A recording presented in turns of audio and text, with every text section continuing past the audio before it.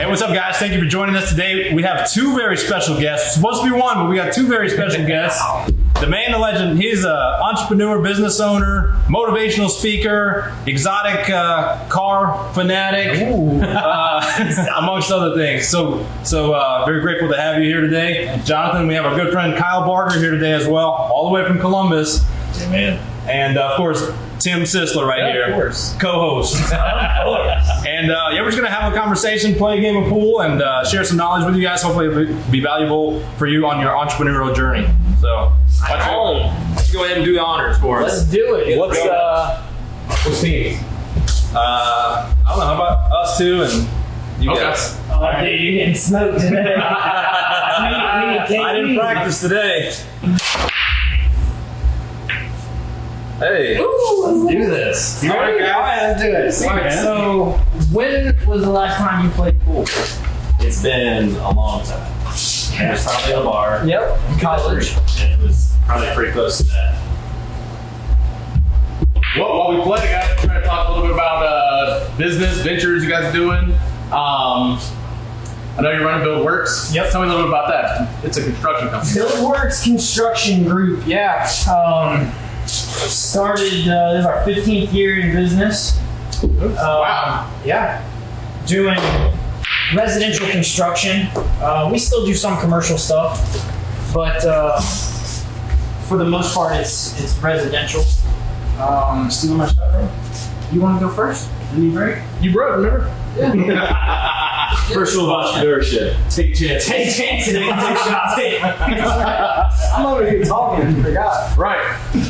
So BuildWorks was started 15 years ago, and the construction business is what has led into all the other stuff: the real estate, the cars, the storage, the rental.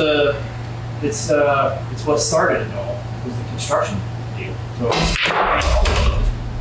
look at my partner. I'm starting to sweat. I'm saying we might get in trouble. I'll just shoot.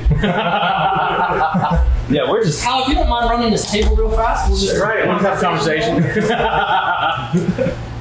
Yeah, so we know who else we're not having on the podcast. We're going to be on our own podcast.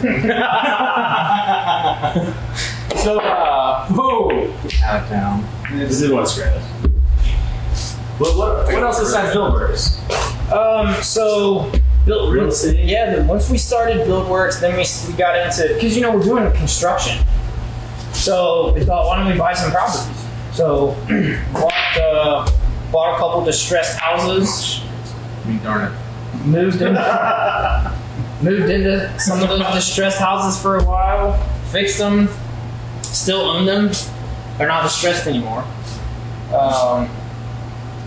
And now we rent them. So then from there, we got the commercial real estate with you guys. Yeah. We bought Great terms, by the way. that is great terms. We bought a 45,000 square foot warehouse that is now headquarters for BuildWorks and our operations, as well as all my exotic car adventures. And Well, it's almost the full capacity, right? we are at full capacity and actually looking for another spot. Well, hey, I might have one for you. We've talked about that. Right. So yeah, we're at full capacity. All I wanted the building for was to house our construction stuff and have a place for me to store all my cars. And How many cars do you have now? 13. 13. Yeah, cars. It's a mixture between cars, trucks. I even got vans. Tell us about your favorite car. I know you see the hat. Yeah, so a lot of people ask me that question.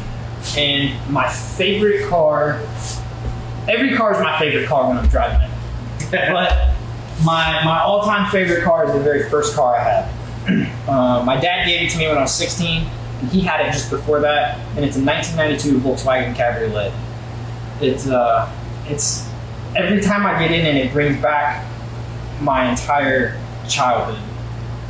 And it has all the memories, the good, the bad, everything that I know about fixing cars, which is not that much, is because of that car, because it would break down on the freeway. And, dude, I can't tell you how many times that car broke down. Like, I hated it for years. I can't wait to sell this car. But there was just something intrinsic about it that every time I got in, I smelled the leather. And I remembered the trips with my dad. And I remembered it was the first car I had. And it's a storybook for me every time I get in. So that's my favorite car. That's awesome. Well, you didn't show up in that car today. You got a brand new. You got a Ferrari now. It was a Corolla. That's the Mustang. That's the Mustang. It's a yellow Mustang. Everybody's excited about. That's funny. I just saw Jonathan this weekend at a car show, and he truly is like a true car guy. Because for me, I'm like, oh man, look at this crazy Ferrari, this crazy Lamborghini. Jonathan loves every single car in that lot. Dude, yeah. And as much as I like try to hate on one, he's like, no man, like what you don't understand is like you can appreciate this about this car and this about this car. Yeah. He knows it, man. It's my passion, you know. And like I said, I bought a Mercedes Sprinter van. And Yeah. Yeah. And it is just like, I love that van. And like every time I walk past it, I'm like, man, I just love that van. And it's diesel and it stinks and it's old and but I love it. Right. It's all the character. That's It's right. awesome. Yeah, every car is my favorite car when I'm driving it because they got a purpose for it. And there's a lot of guys that'll hate on that and they go, oh, you just need one or you just need two, or I can't, because every single one is special to me for a different reason. What's going to be your next car? Yeah, what's the next? Ooh, the next one. Probably buying that next week. I don't know. I got a couple on my list. Well, I gotta tell you, 2017 Honda Civics are pretty solid. I'll tell you what. You know, also probably one of the most popular cars on the road right now. And dude, like I said, Whoa. I don't have a brand, but a 2021 RV. I think the Kyle's cheating. 2021 RV. Cheating? That's what I'm Watch this. Right. Almost scratched me. So No, get out of the way. Okay. next car, I don't know about the next car. We got a lot of Porsche guys coming at me because I don't have a Porsche. I think you need one for at least in the family, right? You do, Right? Man. Can we get like a can we get a real slow-mo? Look at you, Tim. Kyle's a Porsche guy. He's got the Cayenne. He just sold a Porsche. Why'd you sell that one? The drop top? Yeah. Time for something else, man.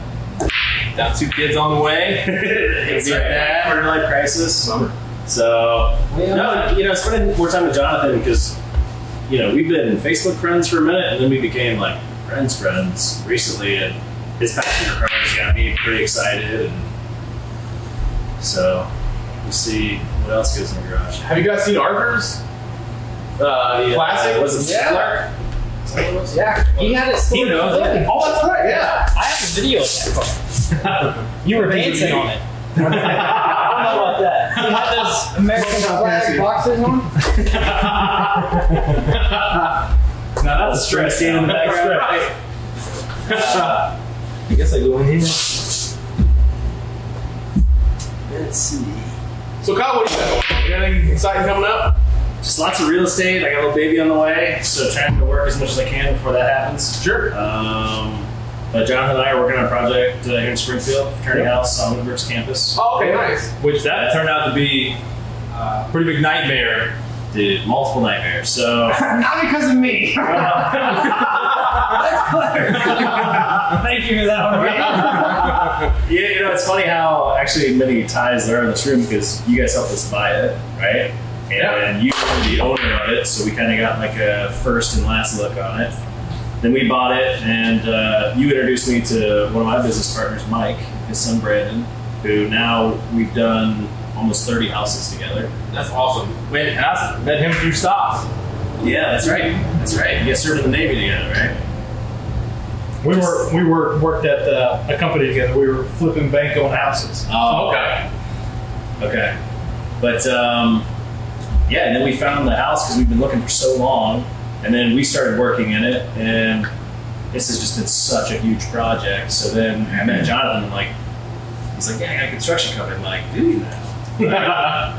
we could use some help there. So yeah, it's just been a labor of love, but we're almost a year in, and like almost $200,000 later, we had the roof cave in on us because we hired the wrong roofing contractor, and Which was not Buildworks, by the way. we went with not Buildworks, and we should have went with Buildworks.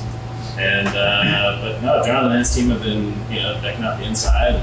We'll have 14 Wittenberg students in there here in 2 months, and we're excited. Rocking and rolling. Well, and one thing you said, you should have gone with Wittenberg. What do you think it is? What do you have that makes it so that you are those leagues ahead? You crush it. You do nothing but quality. Dude, it's from the beginning to the end. We care. Okay. That's what it is. There's integrity. There's quality, and it's all that comes from the top down. And, Right. Now, don't get me wrong. Every once in a while, you're going to get a bad apple that comes through the program, but it's quality from the top down. And when you can instill that, and if there is a problem, making that problem right, because you're always a problem. Whatever you do in business, there's always going to be something that happens incorrectly or isn't the way that you planned. Sure. But if you face it, you take care of it, you do it the right way, and you just get it done. That's, there's quality, there's integrity. We've had several issues where Kyle called me and go, what are we going to do about this? I go, I don't know the answer to that right now, but I'm going to make it happen. And that's all he needs to know. And that's all our customers, look, I'll take care of it. Well, he knows that you're professional at using zip ties and duct tape. That's right. We are so good. Yeah. You know your way around. You should see how much stuff we have. Right. Dude, that's one of the things we were talking about in the mastermind today is like finding good people to where they take ownership in the property. You don't have to worry about it. It's done deal. It's going to be done. Yep. Quality work, and I don't ever have to call you and be like, dude, this is not working right. And if it is, I'm sure you'll come out and fix it. It is. And I treat them like they're my place. And that quality and that it's genuine, and people appreciate that. Yeah, and one important thing about that is a lot of people will see you driving a car like that and be like, I'm not hiring Jonathan because he's too expensive. Yeah. In this world, you 1,000% get what you pay for. Absolutely. And as I've learned so many lessons the hard way by hiring the guy in the rickety old truck because his bid was, really attractive. Yeah. Stuff's not done right. It's not done up to code. You end up having to fix stuff later on. Your roof caves in. If anything, we should be celebrating the people who are good at what they do. So who cares if they have a nice house, nice car? Right. They earned it because they do the job better than their peers. I was so worried about that for so long because somebody told me early on, don't buy a new truck, don't buy the worst truck, but just drive a medium thing because you don't want your customers to think that this and get the wrong impression. And I did it. Yeah, I think Barker shot. I think it's Tim's shot. Okay, well, Tim I guess it's my shot, guys. Don't worry, I'll take the shot. I'm gonna win. Sure, it's Tim John. That's probably Tim shot. Well, I can find a way to mess it We can rewind the camera. Nice shot. See? Ow! Nailed it in his head. Nailed his head. So they said don't drive the nicest thing. Don't do it because you don't want to come off as if you're being super successful. Sure. Well, then what I started to learn as I started working for successful people I'm rubbing off on you. is that the successful people, they don't care what you drive. They don't care where you live. And as I started to do nicer things, as I started hiring other people to do stuff, I want the dude that's winning already. You know what I mean? I don't want the guy that's dirty and smelly and I don't care if you're dirty and smelly, but I get like that all the time. But, do you know what I mean? I don't want the guy who doesn't look like he's leading success. Yeah. Right. You want quality. And there is if you show up, and this isn't true in every instance, but I've found it to be true for the most part. If you don't have quality in all these areas of your life, if you neglect your truck, and your truck looks like crap, and you don't dress well, and you're all of these things that look neglected, it's pretty difficult to be squared away in just one area and not be squared away in all these other areas. 100%. So, when I see that with people that we hire. So that's one of the things I'm looking for. And Smelly dudes with dirty and smelly, bro. So, stops. Is it my shot? I think so. Yep. All right. So anyway, look quality, look the part, and everything we do, I do with excellence. Here's one thing. There's a difference between perfection and excellence. I don't expect perfection out of anybody, but I expect excellence. So, like, on this shot right here, perfection would be going around the 8 ball, hitting the 9, hitting the 11, and sinking the both. Right? Yeah, there, I called it. That would be perfection. The chances of me doing that are probably pretty slim, but I'm going to give it my best shot, and that's excellence. Yeah. So, you know what I mean? Yeah. So if you attempt to do something, I'm never going to knock anybody's hustle if they try hard. Right. So if you attempt to do something and do it in an excellent manner, you know, that's all we can ask of. If you don't achieve the exact goal, you know, that's okay, go again. So, so I tell that to the guys all the time. There's a huge difference between excellence and perfection. Right. Strive for excellence. I'm not concerned about perfection because if you continue in an excellent manner, you will start to strive. Right. Well, I mean, if you take that shot and you cut the 6 into the other one and you miss, is the game over? No, you get to shoot again. No, you're gonna take another shot unless That's right. Kyle finishes. Yes, Kyle runs the board. I mean, Because he's a pull shooter. let's go. Is it already my shot? No, not yet. It's Kyle shot. Who just shot? You just shot. I just shot. Alright, let's see. Guess I'll go in here. Come on. Calculated risk. 3 walls. Oh! Go in! Oh! Look at that. Get the hole, man, on that one. Don't breathe, guys. Don't breathe. Right.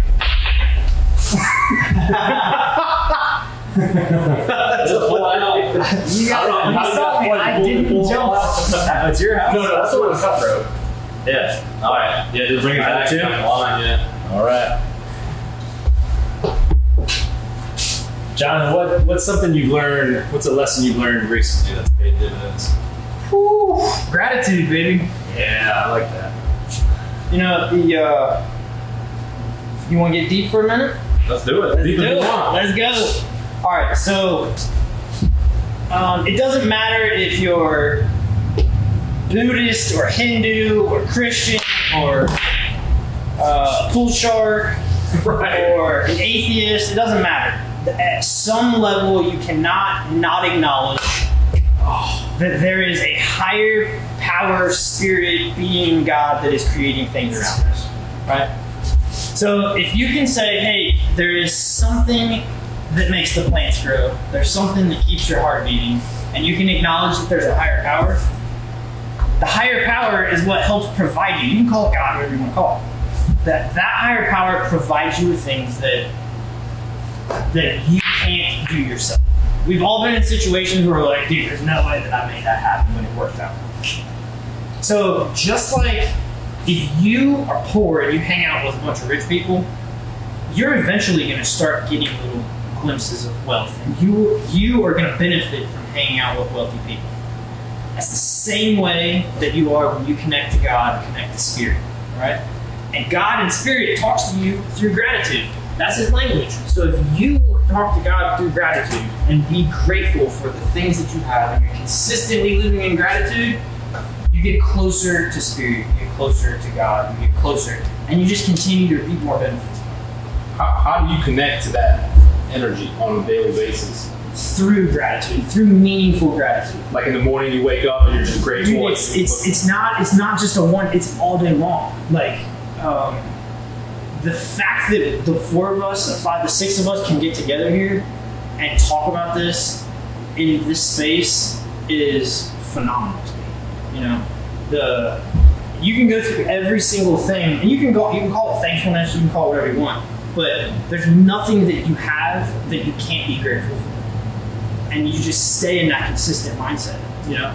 Dude, there's a documentary called, I think it's Happiness or Happy Project, and it was about a family in India who lived in a mud hut, and the guy was a rickshaw driver. So he's basically a taxi driver on foot. Okay. And he carries people on his cart. And, Tough job. But they talked about how somebody from our eyes would be considered as low on the poverty scale as possible. They were so happy because they had their health, they had their family. He went out and he worked all day, he came home to his wife and kids, and like all I had to worry about is, hey, what's for dinner? What are we having for dinner? And life was so good because it was their perspective. Exactly. That's what they focused on. Yep. So with the practice of gratitude, you focus on the good things in life, as simple as the sun's out today, or my coffee's hot this morning, or everyone's healthy in my family, as opposed to a lot of times with life, especially the American dream, is mortgage to pay, I got bills to pay. Oh, my new cell phone plan is $10 more. Oh, my high school girlfriend cheated on me, or all the things that we're stressed out about, as opposed to just appreciating all the little things. Right. Because it's what you focus on. That's exactly You right. focus on all these negative things, you have a negative life.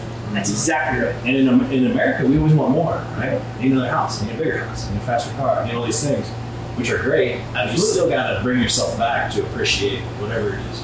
And so many, I didn't understand this for so long because I went through a lot of struggles.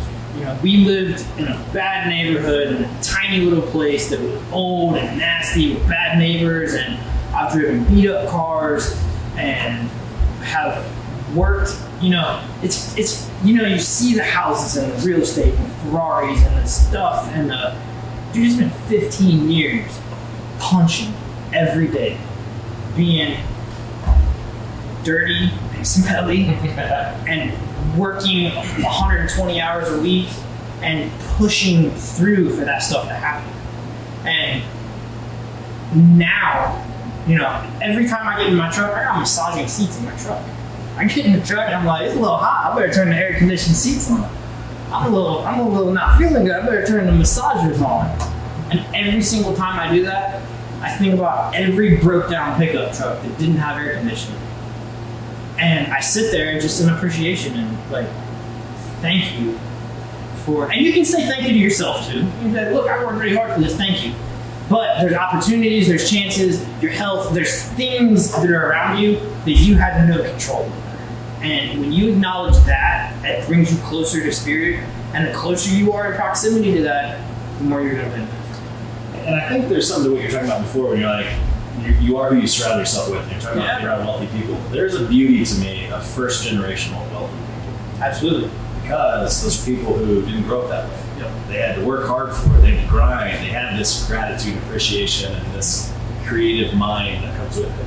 And there's probably something to be learned from somebody who's maybe second or third generation wealth, right? Absolutely. Because their perspectives will be different. They were taught things at a young age that we had to find out later in life on Yeah, our own. you're 33 years old going like, oh, why didn't I know this? But to me, it's that grit, it's that grind that I'm so attracted to. That again, I still like whenever I talk about you to people who don't know you, I'm like, I've worked with so many realtors in my life, and I'm like, Arthur Solomon would run up to every door.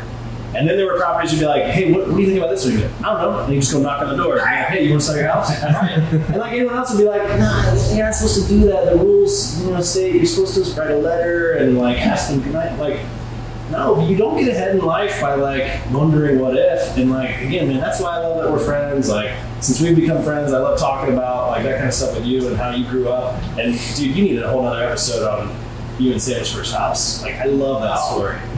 Where like everyone's gonna be like, oh, John, you live in this great house, you have all these sweet cars. It's like, again, you didn't see the grind to get there, or the sacrifices, or as you say, punching every day. Here's what it was. Breakthrough. So I talk to my brother about this all the time because my brother, same deal, he lives in Nashville. He's hugely successful now. He's enormously successful. And we talk about like, dude, be a fist. Like, that's what we've been, dude, just punching every day. And I don't think that you can get out of that. I think sometimes your knuckles are a little less bloody than they are in other times, but you have to punch through that. And, there is that grit, there is that grind. But you learn from it. You're talking about second generation wealthy. We're in that spot now where I'm transitioning from being business owner, business operator to CEO, where I'm not having to work as much in the business and I can work on it. Because I've heard that my whole life. Get out of your business, get out of your business, get out of your business. Work on it, not in it. But I didn't know how. And literally 15 years has been trying to figure out, how do I step away from this and still maintain this? And I've gone to different coaches and mentors. That's another thing. Find coaches, find mentors, find people that are already there and study them. And key thing, you don't have to know these people. Like, there's a bunch of mentors that I have that I've never even met, but they have podcasts, they have books, they have other stuff that they're releasing all the time, and I study it consistently. So that's a key. Find somebody that's already where you want and do what they do. So anyway, I didn't know how to transition from working in the business to working on it. I would have little aspects of both of them at the same time, but now we're making that transition as we grow. And I don't really know exactly what happened, but just one day I was like, oh, I can do this different. And it was just a knowing. And there's been a lot of success since then. But, and I don't know if this is true or not, but I feel like I had to go through those other steps. I couldn't in year 1 or year 3 just go, yeah, I'm out of my business. Because I couldn't talk about it the way I talk about it now. I couldn't sell the way I sell now because I wouldn't have the knowledge that I had. So I don't know if that's the right deal, but that's been the right deal for me. Yeah, I feel like you're right, man. There are stages in all of this, right? And a mentor, I think, you're not skipping steps. It's not like Mario where you like go through the ceiling and you get to like level 50. You know, it's just a mentor is going to just help pull you through faster, right? It's the Mario star. That's just zooming through, as opposed to you're not going to skip steps. You got to go through those steps. Otherwise, like you're going to have to go back and retrace them to something. Exactly. Yeah. And that all those failures. Here's a good example, and I've told you this before. People will say to me, hey, why are you willing to take such a risk? Wheel Street, this property we bought. Nobody would finance us. Nobody wanted to do the deals. Nobody wanted to take it because everybody thought it was such a big risk. And that was everybody else's perspective. And they're like, why are you doing this? You're crazy. This is going to cost so much money. This is a big risk. Well, I have failed so many times over the last 15 years. And I said, my risk muscle is pretty big. I got big old risk muscle.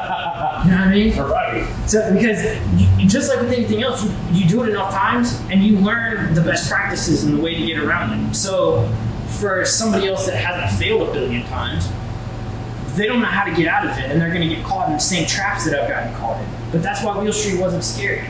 Because it was Wheel Street was a 45,000 square foot, 900 square foot house to me. You know what I mean? If I can do it on 900 square feet, I can do it on 45,000 square feet. Dude, that's exactly the feedback that you just said. Yeah. People were afraid it was too risky. Yep. People didn't have the vision, and then all of a sudden you come in, you got the place packed down. Yeah, you it's got totally boats, packed out. you got cars, you got your construction company out In there. 9 months, we were at full capacity. You had a vision for it, I did. and you had the risk tolerance for it. That's right. And I feel like a lot of entrepreneurs, they get scared, they get stuck. Yep. They don't want to take that leap of faith. Did. But you have to. I mean, as an entrepreneur, that's you live by faith. By risk, baby. By faith. We were just talking to Rudy Moschetti about this exact same thing. I mean, think of it. Nobody that is a household name to us or somebody we look up to didn't take risks. No. And also probably didn't take risks and fail with a lot of them. No one, like, think of like Elon when he's like, I'm going to put ships on Mars. And people are like, yeah, cool, bro. Like, stick to PayPal. And like, PayPal's one of the biggest companies in the world. And he's like, yeah, I'm already beyond that. Like, so again, whatever it is, like, I still talk to people who are like scared to invest in the stock market. That's how low the risk profile is. Yes. Like, man, you're always going to be on the hamster wheel then. You're always going to be working so hard to not even get ahead, but to maintain. So you have to take risks, but take calculated risks. Absolutely. As Jonathan said, find people who are in the spot you already want to be and pay attention to what they're doing. Nobody's sitting on their couch like watching Netflix, playing it safe. Like, not anybody that we're looking up to now. Would you say the wealthier someone is, the more risk tolerance they have, generally speaking? Yes. Generally speaking, unless it's been passed down. And even then, it was probably already predetermined for them. Yeah. So like you just have to wake up and breathe and like dad took care of it for you. You know what I'm saying? I don't subscribe to that plan. I don't even want to pay for my kids' college. Like, well, I gotta get a scholarship and a job and learn this stuff. You know what I mean? But just because I can doesn't mean I should. I agree. I think when they're young, like make them earn it. Yeah, see, you started your first business gathering golf balls and selling them. Right. You know? Yeah. Like, how old were you when you did that? 4 years old. You know, so that's stuff that you could pass on Nobody cares about that, but yeah, I hear what you're saying. That is a telltale because either your parents instilled that in you or that was the way you were wired. We were broke, so I had to go make some extra money. That's right. But I'm not in a position to where, like, my kid's not going to be broke, but I don't want him to be like. Still teach him. Have you guys ever read the book Millionaire Next Door?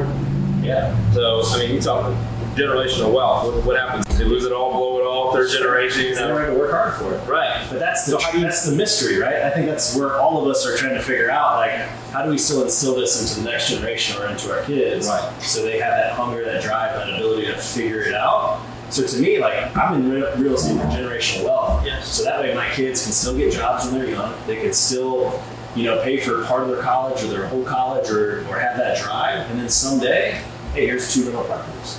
Hey, here's 4 rental properties. Hey, here's 10 rental properties. By then, they've already figured it out.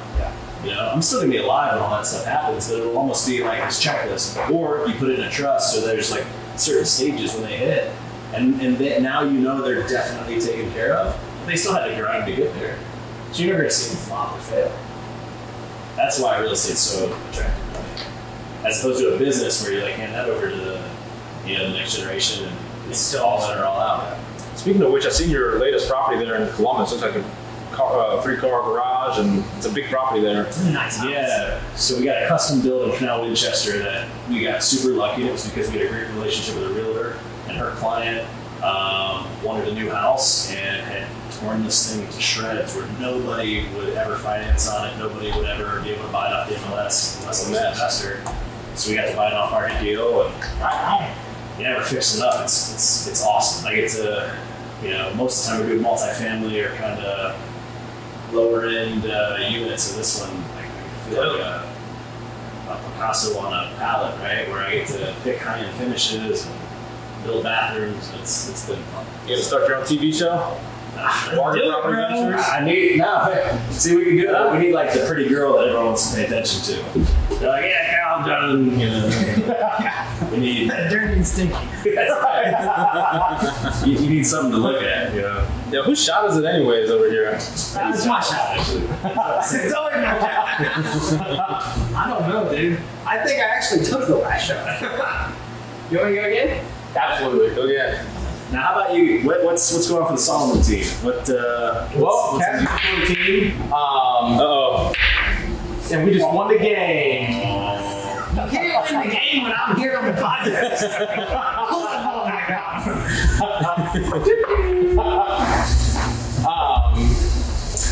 I'm getting ready to move into another property and have my first rental. Sweet. Right on. First house, Arthur just helped me buy it, and it's finally going to turn into a rental. Heck yeah. Makes me very happy. Doubling down. Making it happen, brother. So, and then just from there, I'm going to do the BRRRR strategy. So it's going to take off. So, Yeah. You want to tell everybody what BRRRR is? It makes you a millionaire in 3 days. All you have to do is sign up for my course. Yeah. It's $1,100 a day. No, basically you buy a house. Yep. You hire someone. What does it stand for? Build? Buy, refurbish, Yep.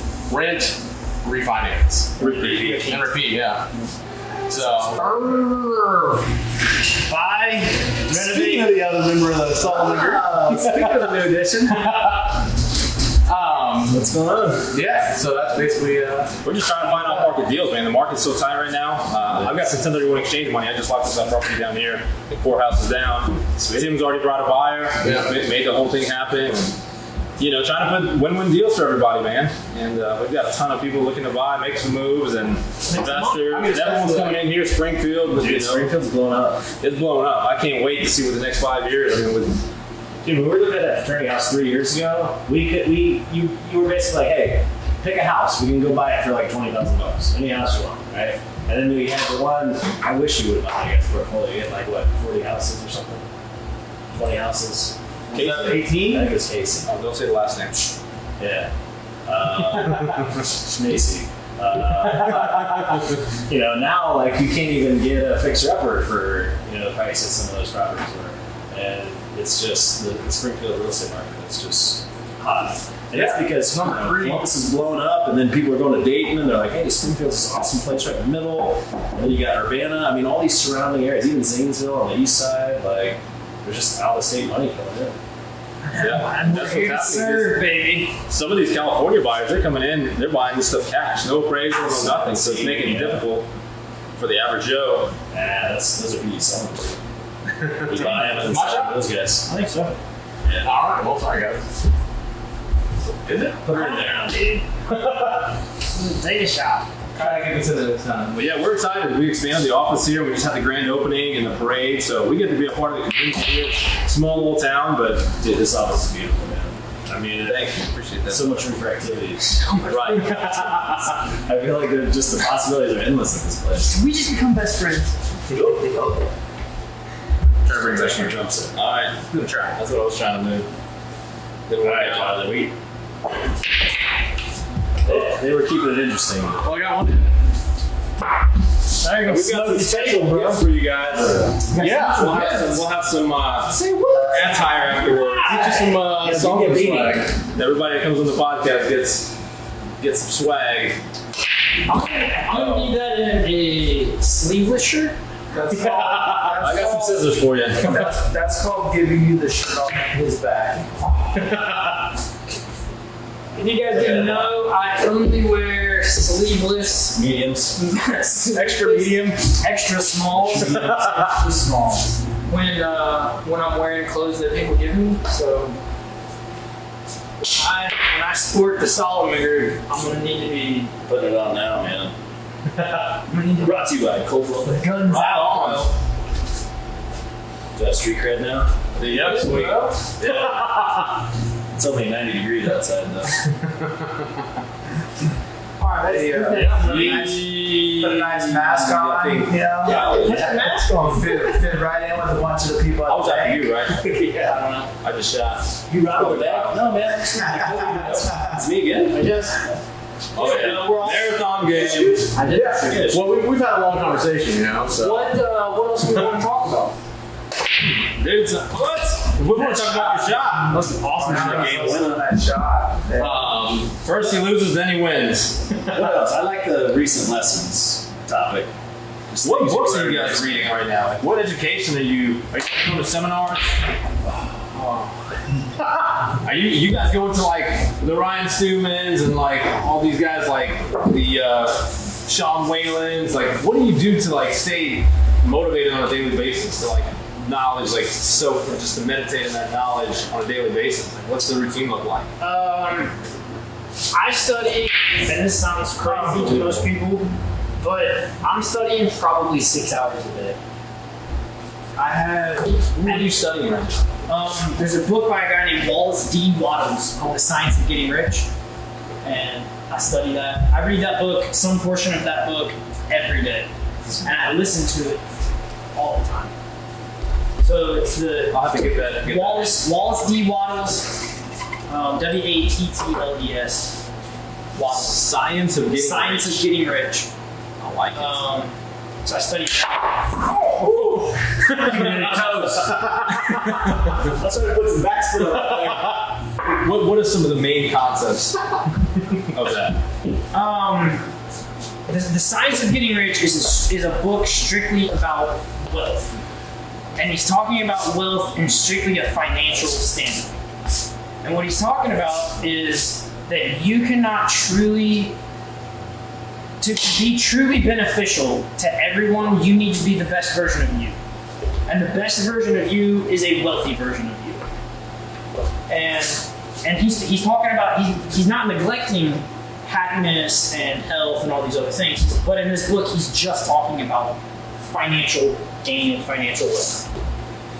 And Talk about how you're doing 6 hours a day, because I think people wonder with how busy you are, but I think I. so I don't have my earbuds in here with me right now. I have a pair of earbuds. audiobooks and Yeah. audible stuff. Yep. Yeah, so I'm on a lot of these you can just get on YouTube, and some of them you can go to audio or to Audible and download. But dude, if I'm not on a phone call, I've got my headphones and studying. I don't listen to music in the car. I have downtime for myself where I'm just reflecting. We were talking about this the other day when you're driving, you just zone out. If I'm driving, I'm headed to another appointment, or if I stop by a job site and I'm waiting and I'm studying. And So that book I studied, Science of Getting Rich, is all the time.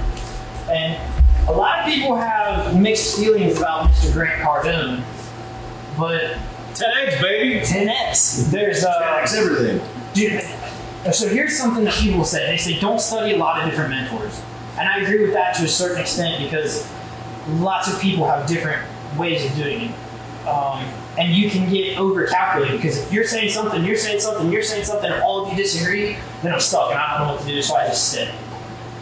But I pick out the good things from every single person, and then I put them all together and I go, okay, can this make me successful? And so there's a handful of people. Bob Proctor, if you've never heard of Bob Proctor, you gotta check that out. I do mentorship and coaching through Bob Proctor's program because I got into it. And the other thing that you'll find out is that wealthy people pay for mentorship. Yeah. And to 100%. get in proximity to the people that I want to get proximity to, they don't have time to just go sit down for lunch with me.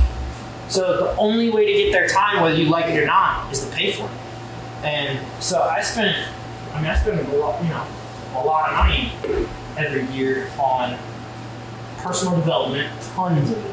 Whether it's books, podcasts, going to seminars, meeting people, buying other people's coaching program. I mean, I'm not spending $1 million a year like Tony Robbins, but somewhere between $40,000-$60,000 a year on personal development coaching. Because, dude, that's exactly right. Because people will say, man, you paid $60,000 a year for coaching programs and to get into what? Yeah, okay, but if you paid $60,000 for it, but one idea brought you $1 million contract, what's the difference? Right. Listen to this. So we've got one other deal coming through, and if that deal comes through, which I think it will, we will close $960,000 in the last 30 days. Wow. And that for me is like, you're talking almost $1 million in a month. From a guy that was working out of a beat up pickup truck. And for me, that mindset shift was huge. What is that? And I can attribute it to paying for mentors, being in proximity to people. Because if you're not around people that make money like that, you don't think that that's possible. And if you do think it's possible, you get distracted by all the other people in your life that say it's not possible. But when you get around a bunch of other guys that are making $1 million a month or $1 million in a week, and you're like, oh, if he can do it, I can do it. You know what I mean? That's right. You get around Tim Sisler and you're making $1 million a week. Yeah. Then you can make that stuff happen. So pay for mentorship. So I listen to Grant Cardone a lot. I study Bob Proctor all the time. Wallace Waddles, I've been digging into that book for, a month and a half now. I read it every day, and I listen to it every day.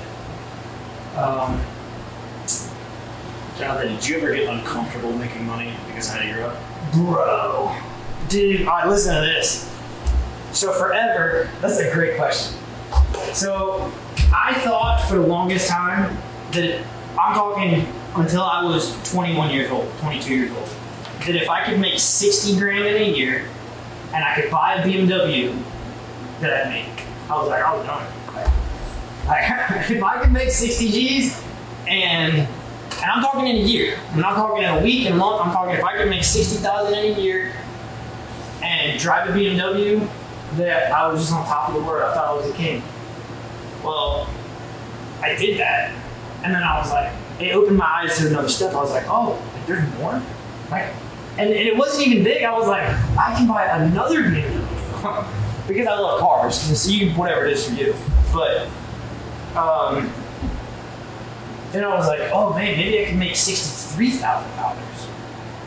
And then maybe I can make like $71,000. And then it kind of grew and grew and grew. And at some point, I don't know the exact time that it shifted, but once I hit that 63, 65, I was like, dude, I wonder if I could make $100,000 a year. And so that became my next goal. and I missed it by $4,000 that year. I made 96, which pumped me up. I was like, oh dude, I can make 100. And then you're going for it, and then you exceed it, and it's just like with anything else, just like being in the gym. If you're like, dude, if I can pump out one more rep, and then you pump out that rep, and you're like, dude, I could have done 3 of those. That was the exact same thing. So I started making a little bit of money. I was embarrassed. I didn't even tell anybody. Like, I hit it. We bought that first BMW, and we didn't drive it to family events for. Yeah. Dude, for probably, I told my mom and I told my dad, I was like, dude, you're not gonna believe what I got. But like, we didn't take it to family functions. We were driving an older car, and I would still take it to the family functions because I was like, I didn't want them to know. Like, I didn't want to come off as if. What's a mentality? Yeah. You know, I mean, not to hijack the story, but you know, when I joined the Salmon Group, I was making. In my other job, every year I bring home after tax probably $20,000 a year. Yep. So then I got to thinking, you know, just like you said, like what's the next step? Yeah. You know, I can make 35. Well, my next step was if I can make $20,000 a year in real estate, I can quit my job. That's exactly right. You know, so it's like I can just do real estate. But then once I started hanging out with you guys, it's like, wait a minute, there's other things I can focus on. There's other things I can do. You know, now what I'm kind of thinking about, I'm not really thinking about the money I'm making. I'm thinking about when can I put it down? When can I just mellow out and enjoy the rest of my life? You know, when do I get to say, hey, I'm the king of the mountain? It's never going to come because as long as you chase your potential, you're just going to keep growing. Every single time I set one of those goals, I get there and I achieve it. No matter what the time frame is to achieve it, I get there and I realize that's not my highest potential. Yeah. And because people ask me all the time, they'll be like, why do you push so hard? What are you doing this for? What are you doing this for? You're selfish, you're this. And that is not it at all. Like, I'm chasing my potential. Right. And I'm not in competition with Kyle, I'm not in competition with you, I'm not in competition with you. I'm doing my own thing based on a creative basis of my own potential. And as I chase that, if I hit that $100,000 and $100,000 is my potential, then you're good. But it's not. You're never gonna. So there'll never be that time to let off the gas when you learn how it works. But to what you're talking about, man, our mind can be a trap. So you remember how you're like scared to take that BMW around your family? Yes. I was the same way. When I started a company and started making money, I felt like I didn't fit in anymore. Yes. Like I had to almost like reframe the way I was thinking. But then I would catch when I would hang around certain people, I would regress or go back to the way I was before. Yep. So that's something to be careful of, is like, you really are who you surround yourself with, but like, in our society, in our culture, that's why a lot of times people at the bottom of the totem pole can't break out of that because they're surrounded by it, they think like that, they're trained like that. So if they ever figure out how to get a step ahead, other people are like, no, don't do that. You're working too hard, man. Like, hey, just come chill, just come relax, come play video games. It's just like that proximity. If you're in proximity to wealth, you will grow in your wealth. You're picking up on these little tips, right. See how they think and how they operate. So it's not like, I'm just pretentious, so I hang out with rich people because it makes me feel good. A lot of times, again, if it's that first or second generation, like just the way they think, the way they look at things, the way they problem solve, like, you're gonna pick up on all these things. Or if you hang out with like your buddy who just like sits at home and like smokes weed and plays video games, right. like that's going to become pretty appealing too. Exactly. Like you're going to start thinking and adopting all those kind of habits. Totally. Yeah, and I've been listening to a book called Atomic Habits, and basically what it's about habit stacking. So it's where you not only do you erase all the bad habits you have, but you focus on incorporating small habits that are going to have a massive, change in your life. Because basically, the way he puts it is, if you change one little thing about your life, it's like flying a plane from California to New York, but you change it 1 degree, you're going to land in Virginia. Yeah, That's success. It's like little things. It's not. Yeah, so it's about those little things that add up to great successes. So yeah, it's super wild. And one of the other things I love that you brought up Grant Cardone, because I feel like Grant, Gary Vaynerchuk, they became famous because they were the loudest voice in the room a lot of times, right? And they kind of willed it to be like, I'm going to be this. But one thing I love about Grant, because I asked you the question that when I first started making money, it made me uncomfortable, made me feel like some kind of fraud syndrome, or like, I don't deserve this, like I just got lucky, like this isn't like hard work or any of these things. And Grant did an interview, and if you know Grant Cardone, Grant loves some Grant. Yeah. But what Grant said is, he said, it is your responsibility to go make as much money as you That's can. exactly right. That's what this Steve Wallace talks about in the Science of Getting Rich. Go ahead. And I was like thrown off by that, but he said it's your responsibility because just like in Spider-Man, he's like, with great power comes great responsibility, but now you make the choice. So if you want to go buy 20 Ferraris, you can go buy 20 Ferraris. But if you want to donate to, go set up a school in Kenya or feed a bunch of homeless folks or whatever it is, that's now your responsibility. You get to choose that. Otherwise, if you don't go make that money, somebody else will. And maybe they're going to spend it how you don't agree.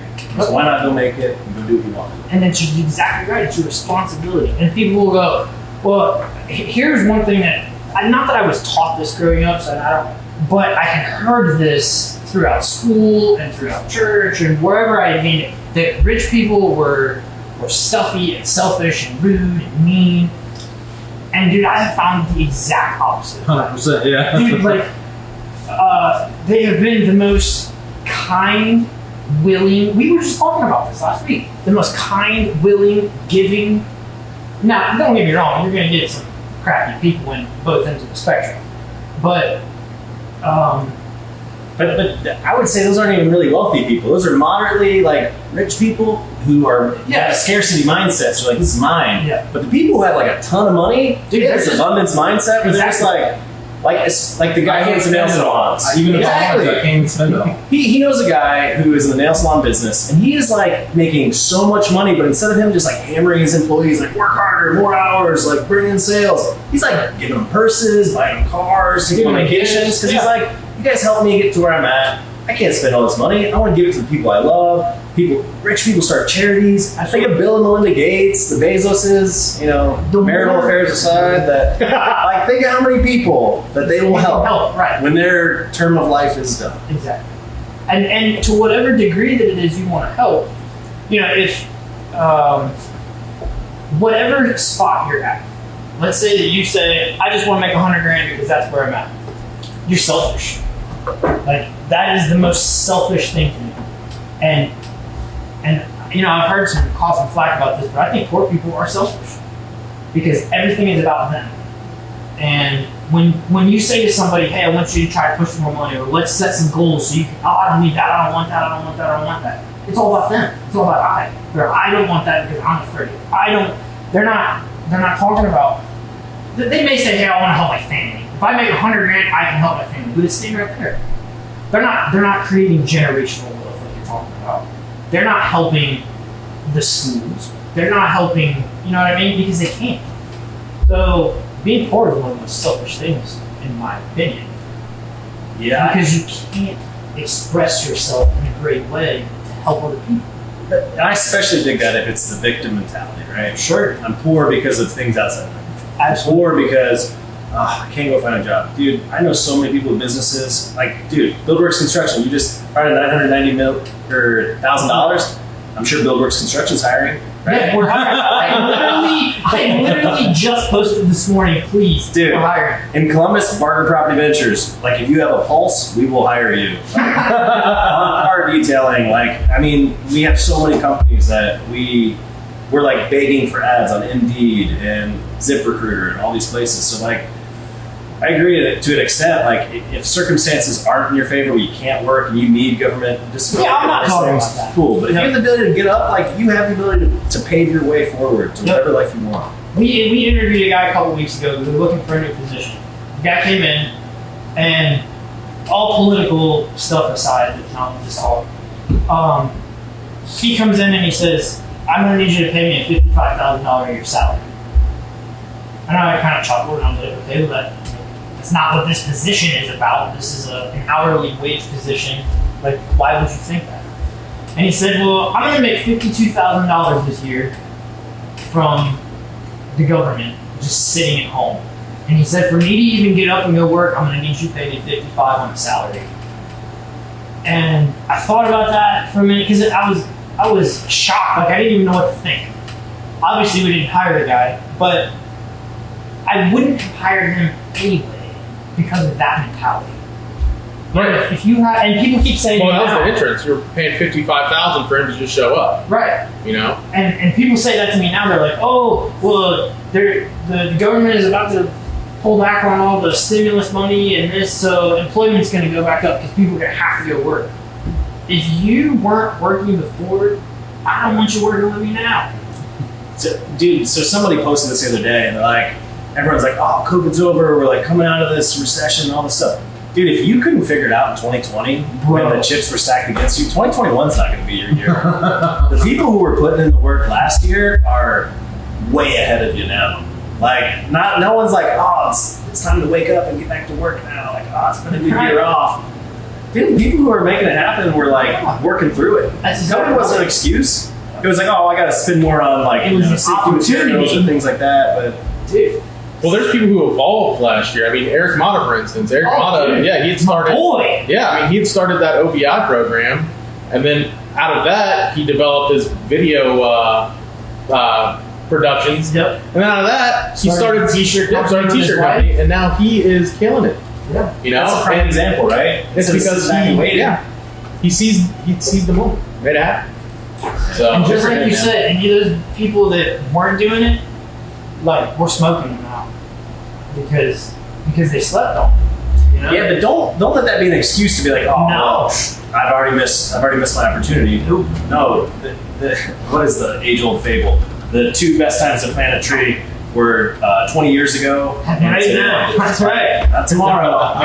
You missed your opportunity 20 years ago, so right now, let's go. So Like that book, The Science of Getting Rich, talks about that. He says there's never the time that you want to go do it will be the perfect time for you to go do it. And you don't have to live in this competition, because if you operate from a creative place, God, spirit, universe, whatever you want to call it, will allow that, will provide for you in that space to grow. It doesn't matter if you started doing real estate 200 years ago. Well, maybe, I don't know if real estate makes 200 years ago, but you would have been successful 200 years ago. And it wouldn't matter if you did it now or in 60 years. You would still be successful at what you're doing because of the way you're doing it. So, well, I think it's just like when you get a car. Like when I went and got that Ford Escape I had, I hadn't thought about Ford Escapes, you know. And then once I got it, once I started looking into it, guess what I started seeing everywhere? Ford Escapes. It's not because they just started showing up, because I just started noticing it. I started seeing like, wow, that's weird. That's the 15th Ford Escape I saw today. You know, now that I have that Honda Civic, guess what I see everywhere? Honda Civic, baby. Same color and everything. You know, if you look for it, you will find it. That's exactly It's right. whatever you focus on. For sure. Mm-hmm. And that's another thing too. Once you start thinking like that, entrepreneurs, it's opportunities. So you have opportunities. It's not like, oh, I'm just a construction guy, or oh, I'm just a real estate guy. It's no, you start learning how to problem solve, Right. and then the problem will be all the opportunities you have. How do you pick the best ones for the return on your time? Sure. Return on your resource. You can get wealthy and successful in any business 100%. if you do things in a certain way. And that certain way has to be. Yeah, we just had this conversation. He's like, it's a recipe. It's a recipe. Exactly. Life. There's a recipe. Right before B, B is between A and B. Read this book, The Science of Getting Rich. He says it's literally a mathematical equation. Yeah. You do this, you do this, you do this, you do this. You cannot help but to get success and wealth if you put these practices in place. See, that's really interesting. That multiple entrepreneurs we've talked to today have the same exact mentality. Have the same idea. You're not rewriting a book. No. You're following You're following the recipe for success. It's Yeah. the recipe for success. And again, the more you do it, the easier it gets. Mhm. Right? Well, yeah. I mean, just like Massimo Bottura. He's an Italian chef, Okay. but he can make the best noodles you've ever had out of just his head. He's created those habits, and now he can just go to work and just make it happen. You know, but he had to learn that somewhere. Absolutely. You know, he had to learn the recipe. Maybe he learned from his grandma. But now it's imprinted in his mind, and now he just goes and does those things. You know, so it's developing habits. It's following the recipe for the habits, and then you can make it happen. Like I said, you make everything work for you. And the people will say, "Well, I don't have this opportunity, or I didn't grow up in this place, or I'm in this spot, and I don't have this, and I don't have this." If you can look around you and you can find someone else in your city, in your town, in your neighborhood that has been successful, so can you. Mm-hmm. And Those are all victim mentality excuses. exactly right. Sure. Live in America, there's no excuses not to be successful. The only reason is you. Well, one of the things that blew my mind recently was we interviewed Michael Lemming last week, right? Yeah, so 2 And weeks ago. he had some things happen in his life, and then he came out of those things with a total of $650. You know, and he started a business now. Now he is detailing High-end cars, boats, and airplanes. airplanes, private jets for, you know, comedians and actors. I mean, and he started with $650. That's right. But guess what? And I don't know the story, but my guess is at the time, whatever bad stuff happened probably felt like the end of the world. Yep. But now it might be a blessing to be like, that bad stuff didn't happen. I might have continued on this path and led this life that's not as wonderful as I am now. He said that while he has regrets, he would not change any of it because It's what where he is now That's right. because of it. So. And it's the reason that he has spent his background in gratitude. Because he can look back and go, I had this problem, this problem, this problem. And I'm so grateful now that I am where I am, and I'm grateful for those problems. And it has created this Right. success. Well, like you said, if you look back at all the trucks that didn't have air conditioners now, you know, Yeah. it gives you at least an appreciation for Living in a that. house with, no walls. Yeah. But look, I mean, we took up a lot of your guys' time. That's so your much guys' value. time. I know you guys It get a was lot of value heck out of of a this. conversation, though. Yeah, Jonathan, where can people find you on social media? You can follow me on Facebook at Jonathan Slark, on Instagram at one King Johnny, Jonny. TikTok at one King Johnny. DM me and I'll give you my OnlyFans. He's not kidding. But, Yeah, this is not as casting, yeah. yeah. Jesus. Facebook, Instagram. I do a little bit on TikTok now and again. But those are the two places you can get me. How about you? Mostly on Instagram, Man O Steels. I sell steel and I love comics. But LinkedIn, I'll get to that message probably 2 weeks later. I never got LinkedIn. Don't send me Facebook. anything. But no, you can check us out. Barger Property Ventures is our real estate company. We've got Vont, VOHNT, automated mobile detailing, our charity Make a Day in Columbus, and Champion Trading Group. Check us out, follow us, and hopefully more games of pool and talking shop. Yeah. So- You guys are absolute rock stars. Definitely appreciate you guys. Right there. Always a pleasure. I think this is the third time you've been on. I'm always like a sneak guest appearance. Yeah. You're always welcome here. Yeah, Absolutely. You guys ever drive by? You're like, hey, I'm just gonna stop in here. I'll shoot you a lockbox. You can just come in here. Hang out. Sweet. Yeah, hang out, grab a beer, grab some coffee, whatever. So another good friend of ours told me that Stalin actually means Man of Steel. Man of Steel. Yeah, that's what I was just thinking in my mind. Actually, I'm like, is that a play on words? Ooh, very cool. I didn't know that. So I'm Good impressed. appreciation. I'm gonna start calling you Stalin. Fantastic stuff. All right, guys. Well, thanks for tuning in. We'll see you next time. See you guys.